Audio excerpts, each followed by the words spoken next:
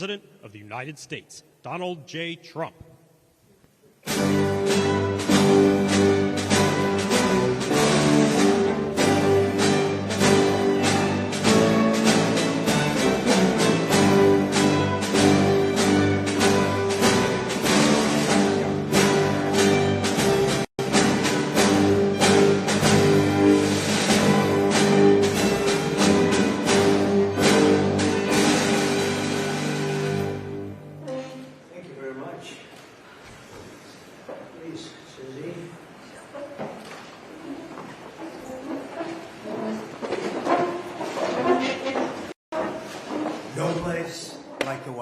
Do we agree? Right, Mr. Kraft? No place like the White House. Thank you very much for being here. Appreciate it. And we'll maybe discuss a couple of general topics. This is a board meeting for the Trump Kennedy Center, but we'll go into a couple of other things that we have the media present. It's always present, unfortunately, constantly. And I'll say a few words about what's happening in the Middle East. And if you have a couple of questions, we'll do that, and then we'll get on with our board meeting. So thank you very much for being here. We have a wonderful group of very, very smart, talented patriots at this table. Our powerful military campaign to end the threats posed by the Iranian regime continued in full force over the past few days. They have been literally obliterated. The Air Force is gone. The Navy is gone. Many, many ships have been sunk. They're warfighting ships, but I guess they didn't know how to use them. And anti-aircraft is decimated. Their radar is gone, and their leaders are gone. Other than that, they're doing quite well.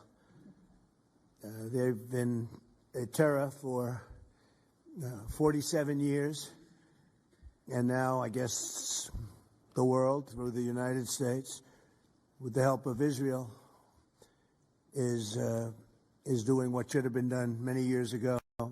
Should have been done many years ago. Since the beginning of the conflict, we've struck more than 7,000 targets across Iran, and these have been mostly commercial and military targets. We've achieved a 90% reduction in their ballistic missile launches and a 95% reduction in drone attacks. The missiles are trickling in now at very low levels because they don't have too many missiles left.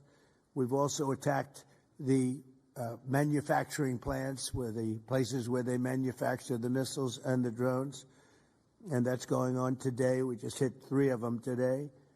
And it's getting very hard for them to manufacture.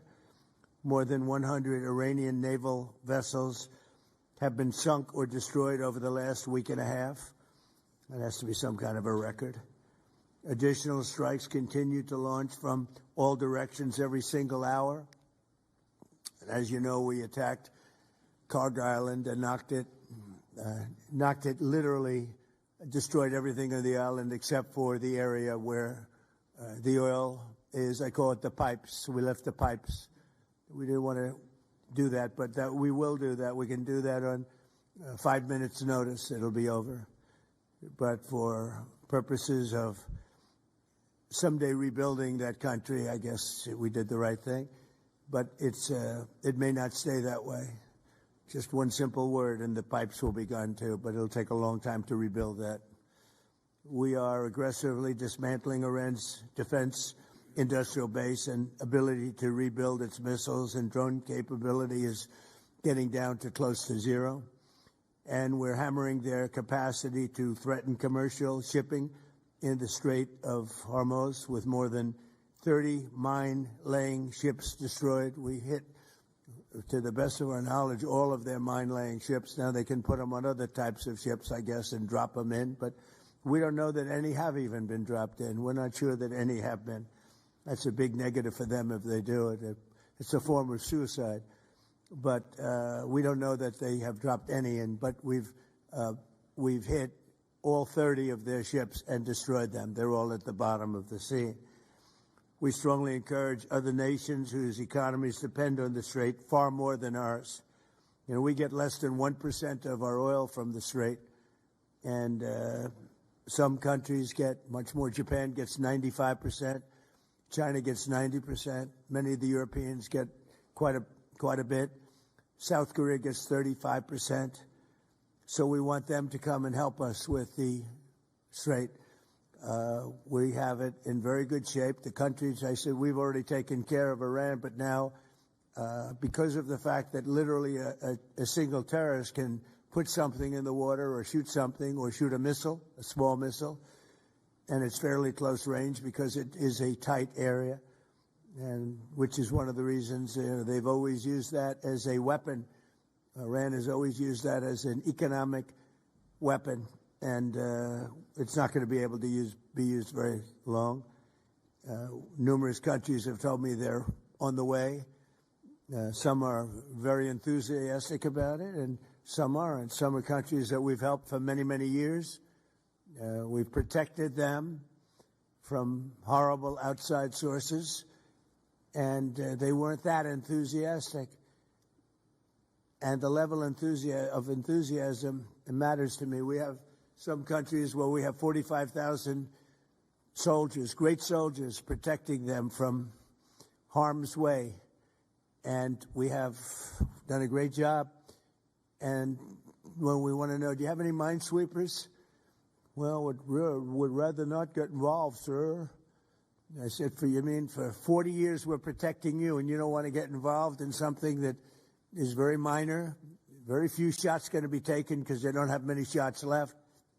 But they said, we'd rather not get involved. I just want the fake news media and everybody else to remember that that was said, because I've been a big critic of all of the protecting of countries, because I know that we'll protect them, and if we ever needed help, they won't be there for us. I've just known that for a long period of time, just like I knew about the Strait, that it would be a weapon, which I predicted a long time ago. Predicted all of this stuff. You guys were very generous in that. I predicted all of it. I predicted Osama bin Laden would knock out the World Trade Center. I made that prediction a year before he did it. I said, you better get him. He's a bad guy. I watched him be interviewed one time, and I said, that's a bad guy. You better get him. 1 year before, exactly. I wrote it in a book. You can even check. About a year before the World Trade Center came down, President Clinton actually had a shot at him, and he didn't take it. Unfortunately, I'm not blaming him for that, but he didn't take it.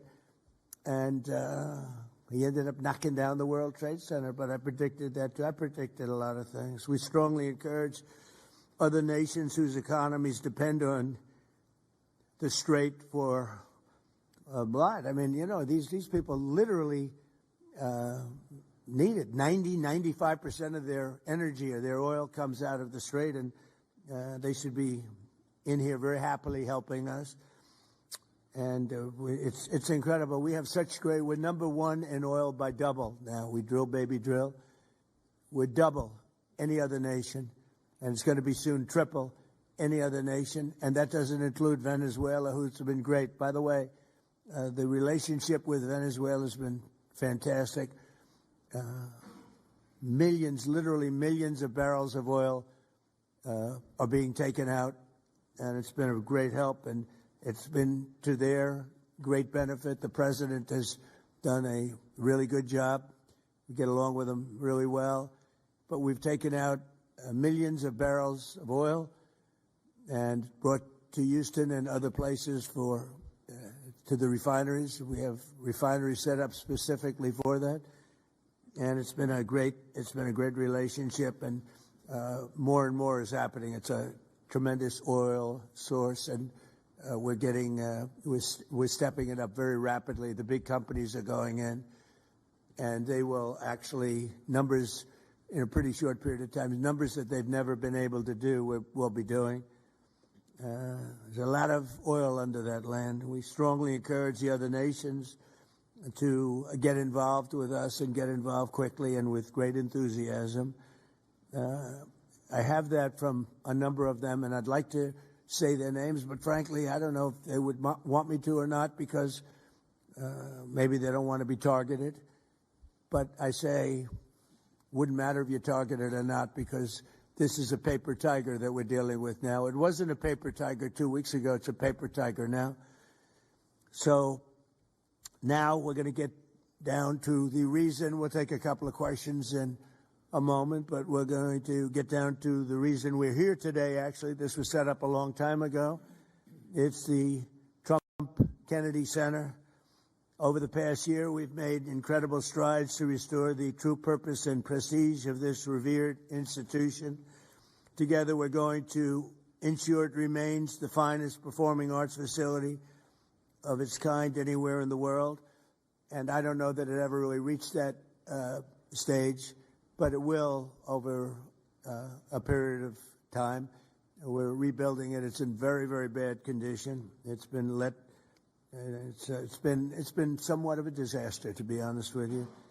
It's been let go to hell. That's what they've done. They did a poor job. They spent money in the wrong places. They built some theaters underneath that nobody uses, little ones, tiny theaters that cost $300 million. And the money was spent incorrectly, wrong. We're dealing with some networks on the possibility of renting those little theaters. Nobody's going to use them. They want the big halls.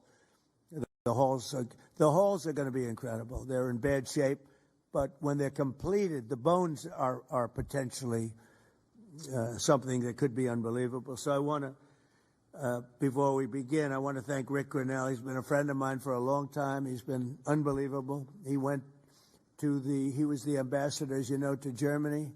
There was no happier woman in the world than Angela Merkel. Angela.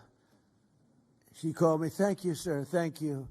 Although she liked Rick a lot, there was nobody happier that he was no longer going to be the ambassador to Germany. He was difficult for them.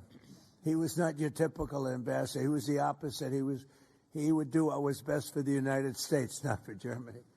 And I want to tell you, he did a great job. So good that I put him in charge of a thing called intelligence. And something he didn't really want to do, but he did it, and he did it incredibly well. There were a lot of leakers. He found out the leakers. And when he didn't find out who the leaker was in a certain area, he fired everybody. And he went into one room where there was leaks coming out. These are long-term problems that these various places have had. And he said, "Who's the one that leaked this?" And they wouldn't admit it, so he fired the whole room. And he did a good job. I'll tell you, he was very good. And during this transition period, I asked Rick if he would run it, because we wanted to see. And if you remember when we first took it over, I didn't do it with enthusiasm. I did it because somebody had to do it, had to turn it around, because it was failing. It would have closed, and physically it would have almost fallen down. It was in very bad shape. The steel columns outside, as an example, were meant to be covered. You know, exposed steel is unusual to have in building. What I do best in life is build. I build buildings really well and under budget and ahead of schedule. That's what I do, unlike the Fed building, which is going to cost billions of dollars. It may never open. I mean, right now, we have a wonderful Kevin, a wonderful new head of the Fed coming in. I don't know if he'll ever be able to occupy this complex. It was destroyed by Jerome Too Late Powell. I call him too late because he's always too late with interest. Should cut interest rates. He should cut them right now. They should have a special meeting. What's a better time to cut interest rates than now? A third-grade student would know that. But that's a terrible thing. But what I do is build. I build great stuff. And what we're going to do is, right outside. In fact, if you look behind me, see the nice gold curtains? If you want to look into a nice foundation and you want to see a lot of work, very deep, very, very deep for specific reasons, we have a magnificent ballroom being built, because this is the biggest room, and it holds like 98 people for dinner. But behind me, you're going to have a ballroom that this building and the people occupying it in particular, every president for 150 years has clamored for a ballroom, a large, beautiful room. This is a cocktail room, and this will actually be, this whole floor will end up being a cocktail room for the cocktail area or pre-area for the ballroom before dinners. So we'll have heads of state. We can't even do a heads of state dinner. Usually what they do is they would do them on the lawn with a tent. But when it rains, the lawn is very low. And you know the land in Washington. It was built on swampy, wet land. And when it rains and you have the king of Saudi Arabia, we have as an example the king of the UK, I would say king of England. There was a great guy. He's coming in very soon. And when it rains, you know what happened? The rain would go over their feet. It would be about 4 or 5 inches over their shoes. This was not good. So, and it rained a lot. So we're building, finally, because I do that. And by the way, no taxpayer money. I want to put that, zero. It's going to be, it's on time, on budget. It'll be under budget. Literally, we're having it under budget other than we've upgraded it in terms of the marbles we're using. We're using onyx and stones that are incredible. But it'll be something really spectacular. I'm looking at Mr. Steve Wynn, who's over there. He built a spectacular building, and he knows Trump builds a spectacular building. I build better buildings than him. I don't care what he said. But Steve is over here, and he really, with his incredible wife, Andrea, and thank you both for being here. Andrea is on the board, and Steve is so in love with his wife, he asked whether or not he could come. And I can say the same thing for the great Bob Kraft. He's got a wife that's so wonderful. He said, do you think I could come? She didn't have to accept that, you know. She could have said no. But Bob said, I would like to come. So, Bob, we will not let you vote, although his vote would be a good vote. He will vote for the proper thing. But it's good to have you both here. These are two great couples that know a lot about the things I'm talking about, like fixing, whether it's building a stadium or building a building. They know how to do it. So thank you. Thank you, Steve, very much. But we made incredible strides over the past year. If you remember, I said I want to run it for a year just to see, because the place is falling down. It's horrible. Air conditioning, heating is going to be ripped out in its entirety, and it needs new. It's old. It's, how many years is it, Rick? What's the total? 50, almost, yeah, over 50. And we have 50-year-old air conditioning, more than that, actually. And it's in bad shape. Everything's in bad shape. It's got to be redone. So I said, let's run it for a year just to see how it works. It's better than, you can't just go into something and try and figure it out. And we figured it out over the year. And you have to close it, putting new marbles in, beautiful, beautiful marbles. When you do marbles, you can't have people walking over the marble every night as it's drying and setting and going to a play. So we thought the best way, what I know best in the world is construction. The best way to do it is close it, do it properly, and reopen it, have a grand reopening. And when it's finished, it's going to be far better than it was when it was originally built. When it was originally built, it was good. It has one thing that's very good. It has great sound. I think there's a lot of luck in sound. You have some of the big opera houses. I don't want to get involved with saying which one, but in New York, as an example, where the acoustics were never good, and they've ripped it apart 4 times and rebuilt it, and it was never good. The good thing about the Kennedy Center, the acoustics are good, and they'll only be enhanced based on what we're doing. A lot of it has to do with the stones and the stones you use, the marbles you use, etc. Over the past year, we've made incredible strides to restore the true purpose and prestige that this building will soon gain, I think, at a higher level than it had before. Together, we're going to ensure it remains the finest and will become the finest performing arts facility anywhere in the world. It's got the location, and it will have the building. It's got good bones. It's got good structure. Again, they wanted to originally cover the exposed steel. It was painted a cheap gold, and we turned it into a very expensively painted white, very heavy coat of very powerful white paint meant for steel, exposed steel, a very different kind of paint, but it's almost like putting a stone over the top of it. And the color is white, shiny white, and it looks, a lot of people have commented, it looks so much better. Before they had the steel painted gold, and the gold was very cheap. There's actually never been a paint that's made that will look like gold. Steve will tell you that. You either gold leaf it or use real gold bullion, or you use a different color, Steve. Nobody's ever been able to make a gold paint that looks real. A little minor thing for the media. I'm sure you're thrilled with hearing that. But there's never been a paint. I said someday I'm going to discover a paint where you don't have to actually use gold leaf. Gold leaf is a very, very big and expensive process, but it's a beautiful thing, but not when you use paint. So we got rid of the gold columns, which looked always terrible. They look cheap and they look fake. Very much like the media, actually. And we took the columns and we painted them white. Before we painted them, Matt, very importantly, we structuralized them. We replaced bad steel that was very badly rusting. I mean, these are columns that are holding up a building. And we had to replace areas of columns that were actually rusted out because it was in very bad shape. It's not even describable how bad this building was, both inside and out. I want to thank Rick Grinnell, but you really did a great job, Rick, on this, and we appreciate it. I'm looking for your next venture, because he really was, there was a story he got fired. He didn't get fired. He was here for a short period of time, for a year, figuring it out with Matt and everybody else, and Matt now is going to take over, and he's a pro at construction, great at construction. And I think Matt would like to run the facility, too. He's fallen in love with it. And I think he'd do a good job. But if I don't think he will do a good job, I'll say, Matt, you're fired. I'm getting somebody else.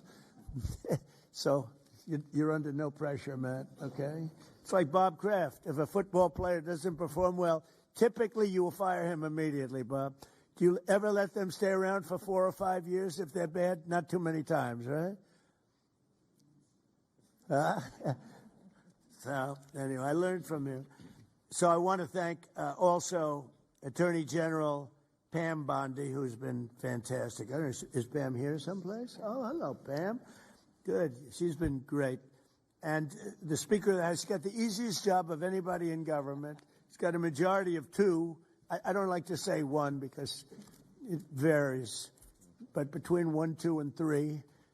And I think you're the only man that's ever lived that's able to be very happy about it. In fact, when we get up to 3, every once in a while we get up to 3. Actually, for a period of time, we had it up to 4, and then we had a death. And death is very bad when you're the Speaker and you have a majority of 2 or 3. But we had a death, and then we had another death, and we had some things, and but we're looking very strong. We had one man who was very ill. It looked like he wasn't going to make it. I don't know. I won't mention his name. Should I? Do other people know his name? Do you want to mention it? He'll be proud. Go ahead. Tell him the story. Okay. Well, thank you, Mr. President. Congressman Neil Dunn of Florida had some real health challenges, and it was very serious, and had a pretty grim diagnosis. And I mentioned it to the president, and I said, Congressman Dunn is a real champion and a patriot because he's still coming to work. And if others got this diagnosis, they would be apt to go home and retire. And what was the diagnosis? It was, I think it was a terminal diagnosis. He would be dead by June. Okay, that wasn't public, but yeah, okay. That's it was grim. That's what I was going to say. I don't think with a heart problem, by the way. This was a heart problem. So, long story short, the president called him to encourage him and thank him, and they had a conversation, and the president mentioned in the course of the conversation, you know how to get my doctors involved, and they did, and within a number of hours, they took him to Walter Reed, emergency surgery. The man has a new lease on life. He acts like he's 30 years younger, and he walked into the conference meeting, and we thought we'd seen a ghost. And I spoke with him over the weekend, and he's encouraged and thankful, and he thanks the president for his leadership and intervention, and thank you. Thank you. He actually called Mike called me, and he said, sir, we're up by 3, but we're going to lose 1 by June. I said, who? Neil Dunn. He's a great congressman. Incredible. He called to say that he was terminal, really bad heart. There's nothing they can do. I said, that's bad. Number one, it was bad because I liked him. Number two, it was bad because I needed his vote. But he really said, Mike, I'm going to last this out for the president and you. And however long I live, I mean, it looks like June is the time, but however long I live, I'm going to be voting for you. I mean, how many people are going to say that? Most of them are going to say, Mike, I'm retiring immediately. That's the end. He's an extraordinary man. But he didn't do that. It was really impressive. And then I realized I have doctors in the White House. The White House doctors are incredible. And they've helped me with other people. They're helping me with people right now. People that are very sick are like they're miracle workers. And I said, I have to call them. And I called the two doctors. They're both great. And they immediately went over to see the congressman. And he was on the operating table like 2 hours later. Yeah. And it was a long operation. They gave him more stents and more everything that you could have. I think he's got everything that you could possibly have. And they called up. They said, sir, I think he'll be fine. I said, you got to be kidding. He said, I think he'll be fine. And Mike was telling me the story that the other day he came into a meeting for the first time in a long while. Go ahead. Well, it was incredible. I mean, he has a new lease on life. He has more energy than a man half his age, and very encouraged and encouraged all of us. So, again, a testament to great leadership. And my hat's off to Neil Dunn and his beautiful wife and family. He's an extraordinary individual. And just, because I don't want to have a terrible story about this, I did it for him first and for the vote second. But it was a close second, actually. But I did it for the vote second. All right? I want to also introduce Susie Wiles, who's fantastic. She's our chief of staff. And she's an amazing person, an amazing fighter. And she announced a minor difficulty, which will be in good shape. He'll be around for a long time. She had a diagnosis. You probably saw it. And she's going to take care of it immediately as opposed to waiting. She said, let's do it now. I said, do it immediately. Because with that particular ailment, the faster the better. That's the only thing I know about it. The faster the better. She's going to do it immediately. So she just started, actually. And she's going to be in great shape. The prognosis there is excellent, beyond excellent. So, thank you, sir. But who needs it, right? That's right. Who needs it? So before we took over, just a year ago, this wonderful place was literally on the verge of collapse, both from a financial standpoint, maybe more from a financial standpoint, but also from a physical standpoint. Necessary maintenance has been ignored. The programming was very woke and out of touch with reality. And we had an orchestra that lost like $18 million a year, and they subsidized it every year. I said, what kind of an orchestra loses 18? And I'm being nice when I say 18, it was much more. And I started looking at the programming. They had tremendous union difficulties, like 19 different unions, and driving everybody crazy. And I think the unions are going to be great. I've always gotten along with unions. As you know, I got great union support. But you had 19 unions. Every time somebody wanted to put on a play, they had to deal with 19 different groups of people. And they say it was like Broadway, but worse. And you don't get worse than Broadway when it comes to the unions. I've watched that for many years. The programming was terrible. And they had a budget deficit of about $26 million minimum, owed a lot of money, were out borrowing money, which is a lot of people don't understand. So under the leadership of this exceptionally talented and rich board, it's a very rich board, not everybody, but most of you are loaded. Ike Perlmutter's got so much money. Look at Ike Perlmutter. He ended up being the largest owner of Disney. Started with, was it $100 or less? It was a little less, Ike, right? He didn't speak English, and he became the largest owner of Disney, right? But then they went woke and he sold the stock. He didn't like Mickey Mouse being woke, right, Ike? But he's one of the most brilliant business people. Thank you, Ike. It's great. And Lori, thank you very much for being here. So I think it's Lori that's on the board, though, right, Lori? What's with these husbands? All the husbands are traveling. I think it's the White House. I got all the husbands with the wives. That's never happened. Boy, oh boy, what great relationships. My wife is going to have to speak to me. This is pretty good. The biggest guys in the country travel with their wives to come to a meeting. But it has something to do with the White House, right, Ike? Right? You don't want to see me. You want to see the White House because it's a special building. But thank you. And congratulations on an amazing career. Most people don't know Ike Perlmutter. Isidore Perlmutter. And started with nothing and built a vast fortune just by deal after deal. Did you ever have a bad deal, Ike? Which was that? Don't tell. See how honest he is? Most people would say no. He says one. And it couldn't have been very bad. Great to have you. So under the leadership of this board, which is, as you see, incredible, we're achieving a very dramatic and quick turnaround. We got rid of all of the DEI. Some of the news media loves DEI, but we got rid of it. Maybe you're right. Brought back patriotic and family-friendly programming, and last year we raised over $130 million to keep this place going. Otherwise, it would have been closed. The building, let's call it the Kennedy Center from that time, was losing so much money it could not have stayed alive if we didn't come in as a group of people and a lot of wealthy people that made a lot of contributions. So with the Trump Kennedy Center honors alone, we raised this year a record $23 million, which was double what they had ever done before, with $23 million.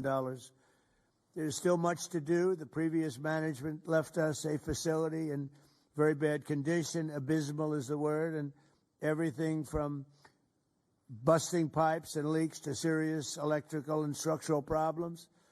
And some of it we fixed, but most of it we're saving for during the construction period because we'll do a much better job of it that way. Major renovations are required to keep the facility functional, and that'll start right after July 4th. We're going to have a little bit of a celebration, not a big deal, but a little bit of a celebration on July 4th. We'll have a little party, and then after that we close and we start construction. We're fully financed. As I announced in February, after a one-year review based on input from highly respected experts and subject to board approval today, we determined, it's a little late for the board because we've already announced it, but these are minor details, but I think everybody agrees. But subject to board approval, we determined that the fastest way to bring the Trump Kennedy Center to the highest level of success, beauty, and grandeur is to cease the entertainment operations for a 2-year period of time as we complete high-quality, really high-quality construction. We've already purchased seating, as an example. We've already purchased a lot of the marbles and some of the things that are hard to get. Getting quality marble is very hard. It takes a long time. It comes from areas where it takes a long time to mine, and we're getting some of the best things you can. The marble is going to be incredible. The seating is the highest level. Everything is the highest level. So this temporary closure will enable us to complete the work much faster and of a much higher quality. As an example, it's hard to show Shakespeare when you don't have any seats. As the seats are being changed, it's not exactly a great experience for people. So the right way to do it is just close it and fix it and open it. We'll begin right after, as I said, July 4th celebration. And thanks to the great, big, beautiful bill, we are fully funded, ready to go. And we have tremendous amounts of money coming in from some people around the table, but also from people that are not here, but that have made very generous contributions toward the Trump Kennedy Center. People that have never given to it before and would never have given it except I asked them to give. So, Rick, I thank you very much for the job that you've done, and I'm delighted that you really are. You did a great job. It was a little rough with a couple of the people, but that's okay. They've survived. Some of the artists, they took a pounding from Rick. It's almost like this guy right over here, Anthony. He knows what it is to pound people. Right, Ike? Anthony knows. Anthony's another great You're not on the board either, Anthony. You're here with your wife? Oh, what's going on here? The most successful people, they're all here with their wives. I'm looking around. Oh, wow, that's impressive. Anthony's another one. He started off with one truck. He had one truck 45 years ago. He ended up with 4,000 trucks, and he sold his company for billions of dollars. And you're here, Anthony? He's a member of one of my clubs, and all he has is cash. He said, I have a big problem, sir. What? I don't know how to invest my cash. Most people have a problem. They don't have any cash, right? Anyway, thank you, Anthony. You're the greatest.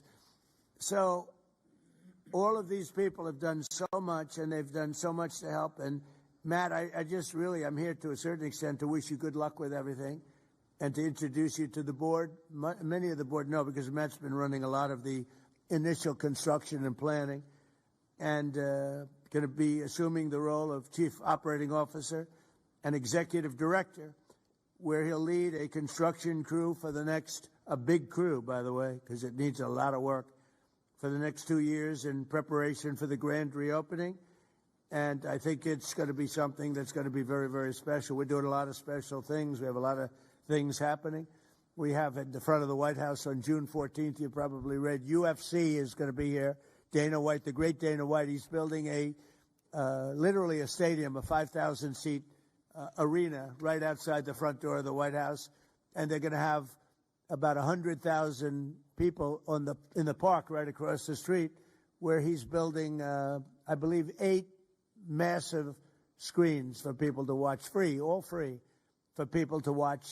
It's June 14th, happens to be my birthday, and that was only by happenstance. It was not planned that way, but it's a Sunday night, which they never did. Sunday night's super prime time. It's going to be broadcast on CBS, which is the Ellison family, 2 great people. Great people. It's a great family. And it's going to be a tremendous event. And we have Roger Penske is going to have IndyCar here. We're going to have a race around the Capitol. That's going to be in August. So we have that. And we have a tremendous number of things. We have the Olympics, we have the World Cup, and we have the 250. And as you know, I was responsible for getting the Olympics. Actually, Bob Kraft helped me. And he helped me with the World Cup, too. You were very good. Who could be better, right? But he helped with the Olympics and the World Cup. But we have the Olympics coming. I was responsible for that, right, Bob? We have the World Cup coming right now, and I was responsible for that. Then we had a rigged election, and because of that, I was always very upset. When I got the Olympics, I said, I won't be president because it was last term if I went by the normal progression. And then I said, well, let's see what happens. And then they rigged the election, and I said, let's do it again. And we won in a landslide. And I came back, and I ended up with the Olympics and the World Cup. Somebody said, did you do that on purpose? So I claimed the Olympics, and I claimed the World Cup because I did get both. And then I tried to claim 250-year celebration. I said, I got that. They said, no, you didn't. That one you didn't get. They're giving me no credit for that one, Mr. Speaker. I couldn't. So I gave up on that one quickly. That wasn't working. It wasn't working. But I just want to thank everybody. This board has been incredible, and it's really nice. What we're going to do is we could take a few questions from the press, and then after that we'll have our meeting. And we have a little lunch for the board, so we'll have a little bit of a lunch. And it's an honor to have you all here. It's so many of you, Jimmy, so many of you are friends. It's a great honor to have you here. And we're going to do a great job with the Trump Kennedy Center. Okay, yes, please, CNN. Thank you, Mr. President. I'm not CNN, I'm Daily Wire, but thank you for the question. Numerous countries have told me they are on their way. Can you give us a hint what they are, what that entails, how soon they might be there? You mean who are the countries? Yes, sir. I'd rather not say yet, but we'll be announcing Marco Rubio and the various people that are doing that will be announcing. And I have to tell you, we have some that are really enthusiastic. They're coming already. They've already started to get there. You know, it takes a little while to get there. It's like, in some cases, you have to travel an ocean. So it doesn't go that fast. But it'll go fast, and we have some that are fairly local that are doing it. But we'll give you a list. Some are very enthusiastic, and some are less than enthusiastic, and I assume some will not do it. I think we have one or two that will not do it that we've been protecting for about 40 years at, tens of billions of dollars, Mr. Speaker. So I'll be reporting that to you in the House and the Senate, and I'll say, why are we protecting countries that don't protect us? And I've always felt that was a weakness of NATO. We were going to protect them, but I always said, when in need, they won't protect us. Now, this isn't need. Need would be one of the big boys. But I will say that we built the greatest military in the world, and we protect people. And if we need their mine boats, or if we need anything, any piece of apparatus that they may have because of a situation that they have, they should be jumping to help us, because we've helped them for years stay out of wars. Yeah, please. Thank you very much, Mr. President. Can you tell us if you have spoken with French President Macron about the coalition to reopen the Strait of Hormuz? Have you been speaking with the French President? What does that mean? Have you been speaking with the French President Macron about the coalition to reopen the Strait of Hormuz? Yeah, I have spoken to him.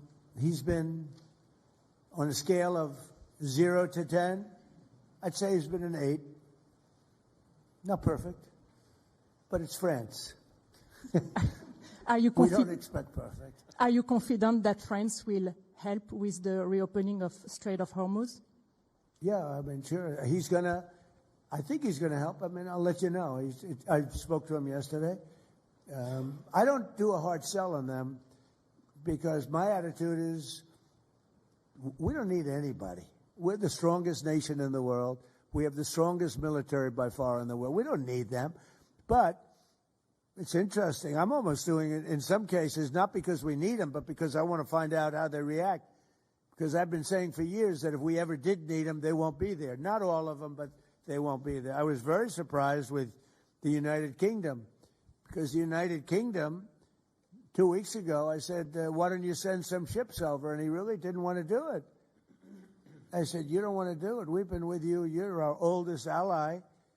And we spend a lot of money on, NATO and all of these things to protect you. I mean, we're protecting them. We're working with them on Ukraine. Ukraine's thousands of miles away, separated by a vast ocean. We don't have to do that, but we did it. Well, Biden did it. I mean, I have to be honest with you. Biden got taken to the cleaners.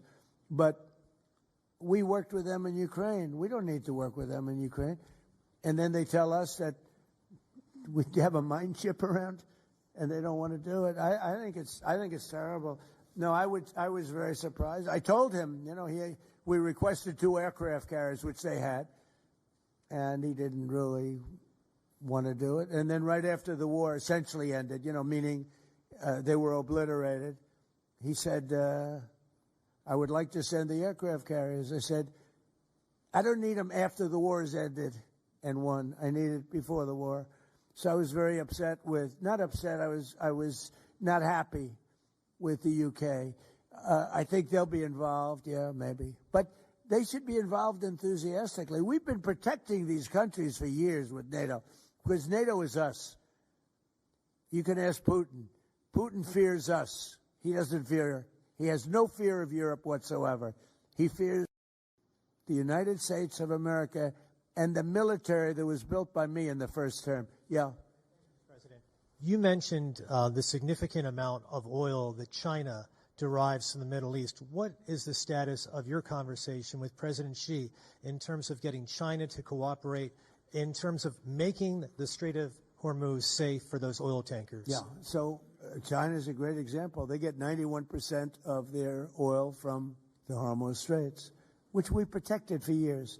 And it always bothered me that we have these countries. Japan gets 95% of its from the Straits, the Hormuz Straits. And it always bothered me that we're protecting and we don't need them. We didn't need them before we started dig we must. Dig me must, that's the Trump policy of lots of oil. And we didn't use them very much. It used to be at 10%. Now it's at almost 0. We don't need, we don't need oil. We have all the oil we need for ourselves. It's one of the great assets that we have. We have more than double what anybody else in terms of oil production. We're at more than double any other country. So we don't need it, but we did it. It's almost You could say we did it out of habit, which is not a good thing to do. But we did it because we have some good allies there. We have some great Middle Eastern countries there, Israel there. So we did it for a lot of reasons. But it always amazed me that we did it. We never asked for reimbursement. And it was really there to serve other countries, not us. And by the way, we have the Sugar King. The same story. Look at that. Alfie von Hool. Alfie, thank you both very much. Huh? That's Pepe, yeah. Pepe. Hi, Pepe. How are you? How are you? Is Alfie in the backstage? Huh? Is he sitting back there waiting for you? No? You doing all right?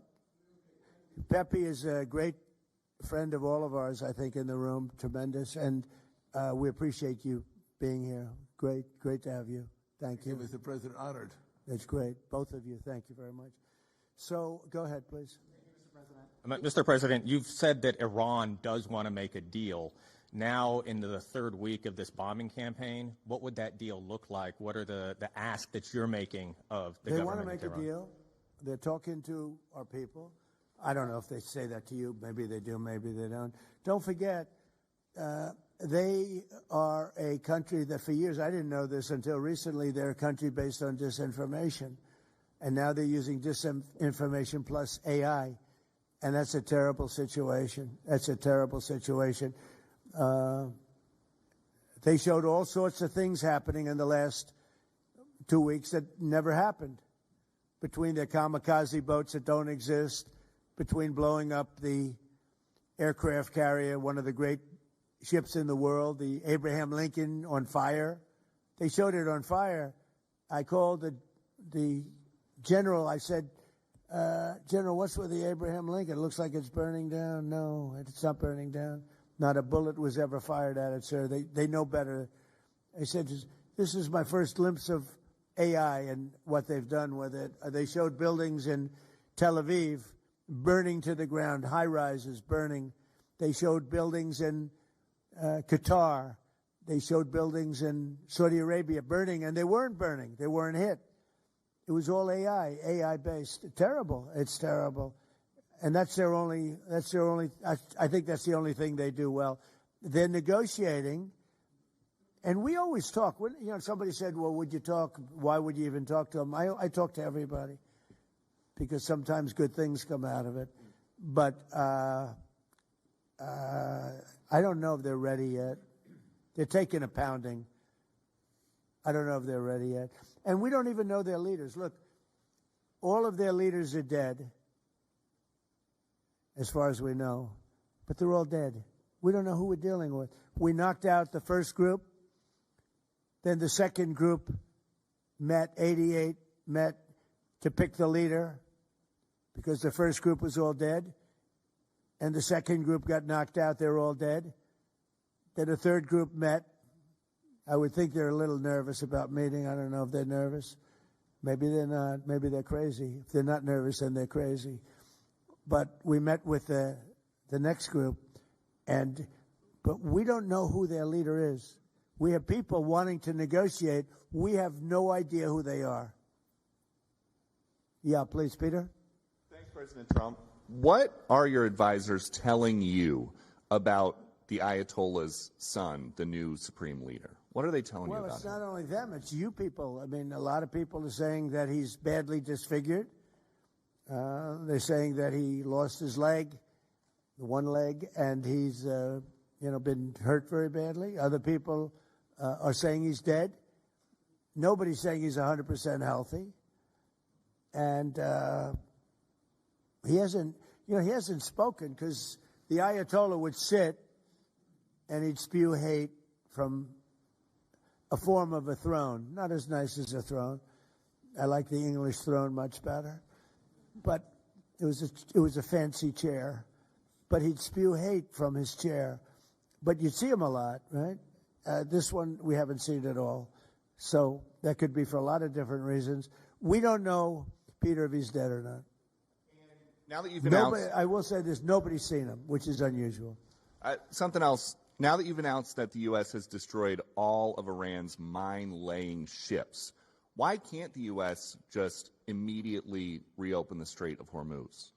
Well, we could, but it takes two to tango. We have to get people to take their billion-dollar ship and drive it up. If when Pepe has his big sugar ships coming around and they cost $1 billion, and we say, I think it's okay now, Pepe, take your ship, drive it through the Strait of Hormuz. He may say, let me wait a little while, because it takes ship owners, and these ships are very expensive. They could cost up to $2 billion. So they don't want to take a chance that, gee, I think you'll be okay. They got to know it. So they don't have to set, we don't know if they even set any mines. But the thought that they may have is enough to keep people from saying, we don't need it. Now, we are pounding that area, that coast, as you know, left side. We're pounding it, like really pounding it hard. And again, they may have no mine set. We hit every one of their mine droppers. They call it the mine layers, right? The ships. They're pretty sophisticated ships. Every one of them is gone. But it only takes one. So it's a little unfair. You win a war, but they have no right to be doing what they're doing. But we're hitting them very hard. And today is a big day. We're pounding a certain area that has very much to do with the Strait, and I think we'll get it going very soon. In addition, we do have other nations coming in. You need people to watch and people to see. We have other nations coming in. Yes, please. If the United States is working to secure the Strait of Hormuz for the benefit of other countries like China, and our allies aren't yet stepping up to your standard, is the United States getting back to being the world's policeman? Look, the United States should not be very much involved. They can on a certain basis. They've been doing it for a long time. But I've always said, if you look back years ago, I said, why aren't we being reimbursed? These are the richest countries in the world. Why aren't we being reimbursed for maintaining the Hormuz Strait? And why aren't we being reimbursed for that? I've said that for years. You can go back. They reported on it yesterday. I've been saying a lot of things about the Straits. Number one, I said it's the one advantage they have, but that's a suicidal advantage because they kill themselves more than they kill the rest of the world. And there are things you can do with time. There are other things you can do, but I think we're going to have the situation straightened out pretty quickly, and I think we're going to have some good help, and I think we're going to be disappointed in some nations too. And I'll let you know who those nations are. One of your advisors, David Sachs, said the other week that the U.S. should, quote, declare victory and get out of the Iran war. He also warned that if the conflict escalates, Israel may contemplate the use of a nuclear weapon. Has he shared that assessment with you? No, yes. And Israel wouldn't do that. Israel would never do that. And, there's a theory. You've pounded them to hell, and you can just leave now, and it'll take 10 years for them to build back not nearly what they have right now. And I guess that's another theory, but we want to have it ended so that another president doesn't have. Look, for 47 years, no president was willing to do what I'm doing, and they should have done it a long time ago. It would have been a lot easier. There's no president that wanted to do it, and yet every president knew. I've spoken to a certain president, who I like, actually, a past president, former president. He said, I wish I did it. I wish I did, but they didn't do it. I'm doing it. Yeah. Which president? I can't tell you that. I don't want to embarrass him. It would be very bad for his career, even though he's got no career. Go ahead. You mentioned. How about the man right Thank you, sir. Mr. President, you mentioned that you're not entirely sure who you're dealing with, who the leadership is in Iran. Do you see a viable opposition movement still in that country following all of the protests that we had seen before the airstrikes and kind of an opposition movement that could become a viable leader in Iran? Well, the biggest problem, and, we have brave people in this room, but the biggest problem that I see is that, they put out a warning, and we have the warning. We get everything they get.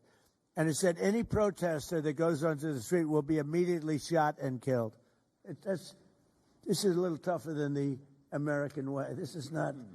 this is not quite as tough as nobody can believe it.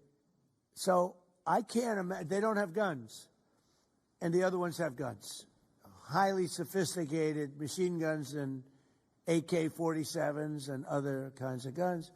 And they did that with the women. So the women had 250,000, even 500 people protesting a year ago.